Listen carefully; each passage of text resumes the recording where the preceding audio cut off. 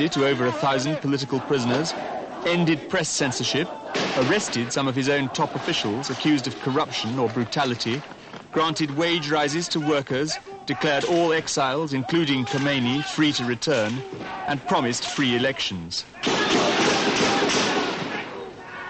It all came too late. The people's anger was now running so strongly against the Shah that moderate opposition leaders did not dare to compromise with him. A revolution was underway, and its leader was the Shah's most uncompromising opponent, Ayatollah Khomeini.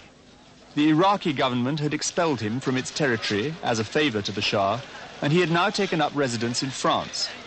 Here, ironically, he had much easier access to the world's information media, and so to the public in Iran. To suggestions of compromise with the Shah, his answer was very clear. There can be no question of compromise in view of our opposition and the opposition of the people of Iran to the Shah. With the experiences we have had of this Shah and this dynasty, and the treachery against our people and all sections of the society, towards both the religious and political sections, this leaves no room for compromise.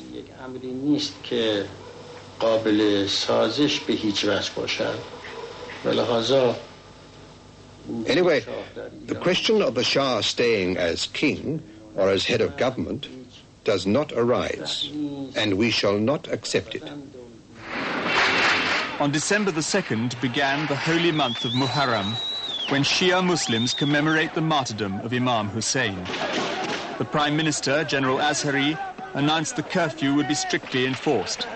This produced the by now inevitable reaction.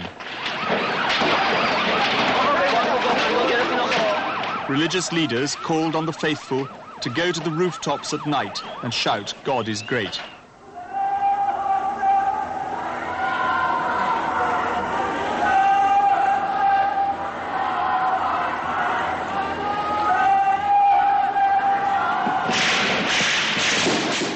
Thousands of people broke the curfew. The army opened fire yet again. An estimated 700 died. As the 10th of Muharram, the actual anniversary of Hussein's death, approached, Iran seemed very close to civil war. But Khomeini believed that that would not be necessary. But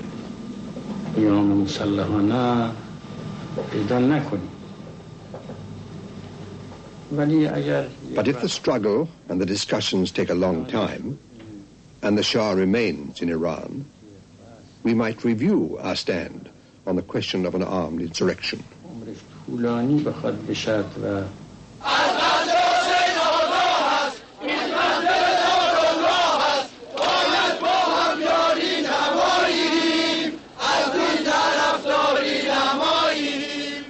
Once again, the regime backtracked in the face of overwhelming opposition. Peaceful marches were allowed to commemorate the 9th and 10th of Muharram. And this time, the marches in the towns were joined by peasants from surrounding villages.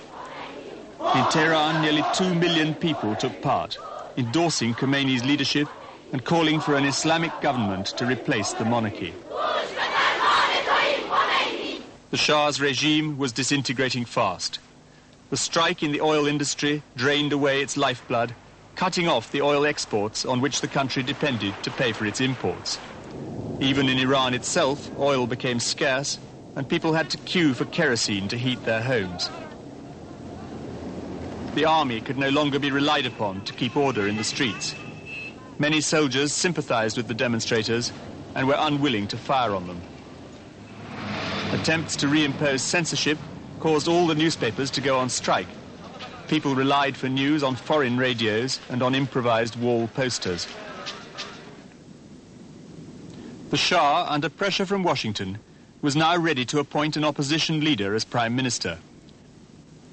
The main opposition party rejected this offer, but one of its leaders broke ranks. Shahpur Bakhtiar agreed to accept the post if the Shah would take a holiday abroad and promise to be a constitutional monarch in the future. The Shah agreed, and Bakhtiar became Prime Minister.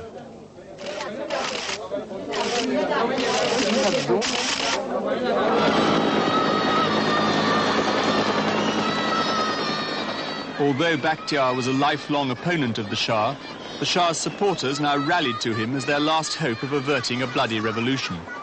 They demonstrated in his favor, carrying banners of the Imam Ali, son-in-law and successor of the Prophet, in an attempt to challenge Khomeini's religious appeal.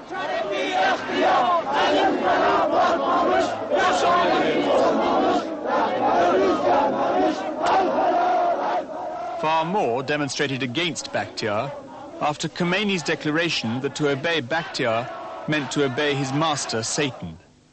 The Shah left the country, officially for a holiday, in fact, never to return. Hundreds of thousands poured into the streets to celebrate and to demand the abolition of the monarchy.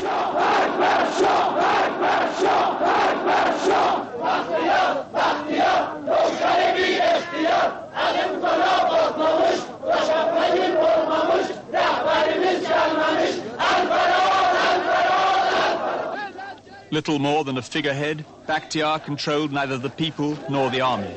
Although he had declared Khomeini free to return, the army closed Tehran airport in order to prevent just this. Thousands marched to the airport to protest. Amid rumors of a military coup, the Imperial Guard staged a parade in an attempt to show its strength.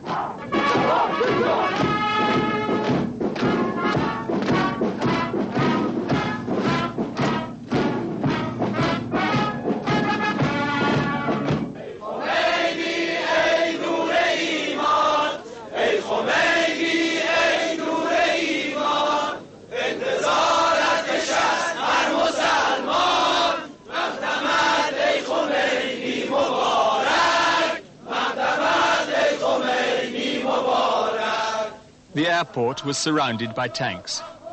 Outside it, the demonstrators camped for several days, until Air Force technicians inside seized control and forced Bakhtiar to declare it open again.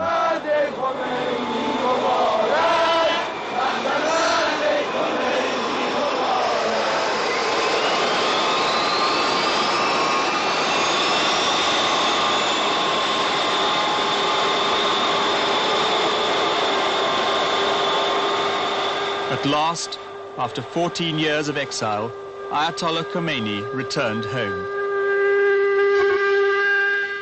Ignoring completely the government of Bakhtiar, Khomeini was now referred to as the Imam, the leader.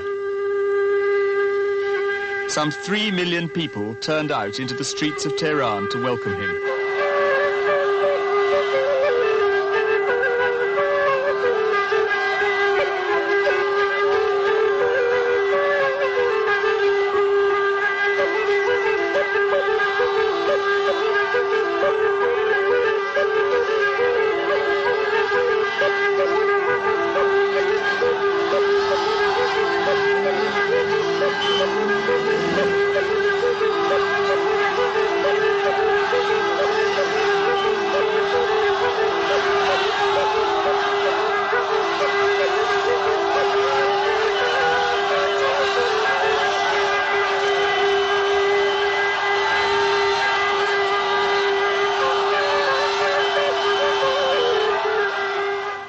After paying homage at the cemetery to the thousands killed in the struggle against the Shah's regime, Khomeini set up temporary headquarters in a theological school in Tehran. Iran was now in a classic situation of dual power, like that which preceded the Bolshevik Revolution in Russia. The power of the Bakhtiar government drained away day by day. Representatives of all kinds came and pledged their support to Khomeini. Real power was exercised by a network of self-appointed revolutionary committees, including many ex-criminals, loosely controlled by a central comité sitting in the theological school. Without waiting for Bakhtiar to resign, Khomeini, with no authority but his own, appointed Bazargan, a convinced supporter of Islamic government, as provisional prime minister. He also appointed a secret revolutionary council to negotiate with the chiefs of staff for a peaceful transfer of power.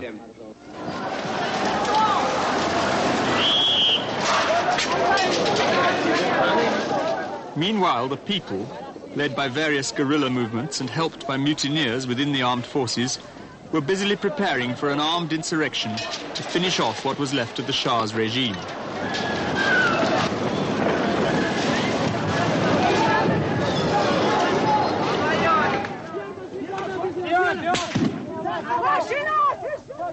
In Tehran, 200,000 civilians who had done national service and knew how to handle weapons were eager to fight for the revolution. The turning point came when Air Force technicians mutinied and handed out weapons to the people. Once armed, they easily outnumbered the 40,000 imperial guards who remained loyal to the Shah.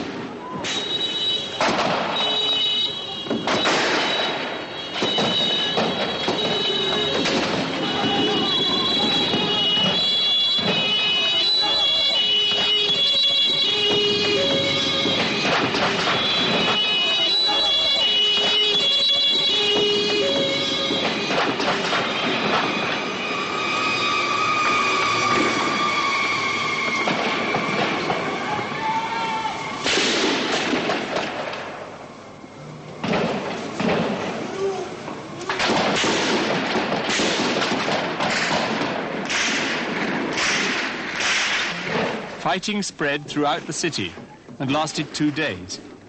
Army curfews were ignored on Khomeini's instructions. The spell of fear cast by the Shah's armed might had been broken. The army no longer had a monopoly of firepower.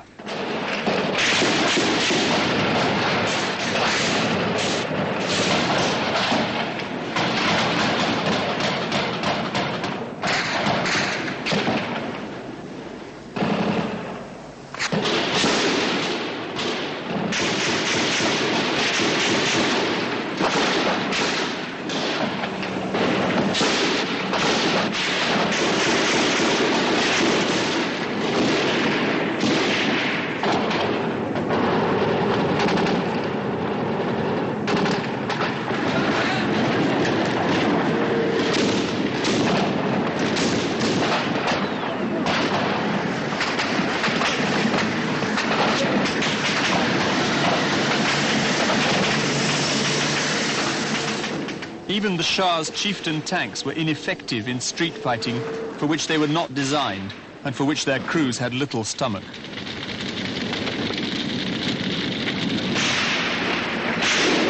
By the morning of Sunday, the 11th of February, the army was disintegrating.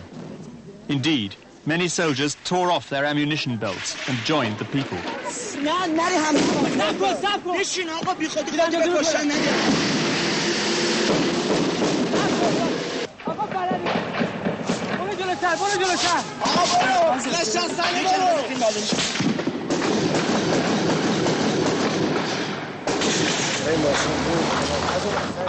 The guerrillas and army deserters, helped by thousands of spontaneous volunteers, seized police stations, arms factories, arsenals, barracks, prisons, the military academy, and the deserted army garrison.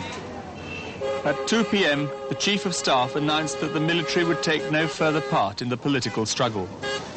Bakhtiar, the nominal Prime Minister, went into hiding while cheering revolutionaries drove through the streets, brandishing their stolen weapons. By 6 p.m., the radio station was under the control of the new revolutionary authorities loyal to Khomeini. The triumph of the revolution was complete.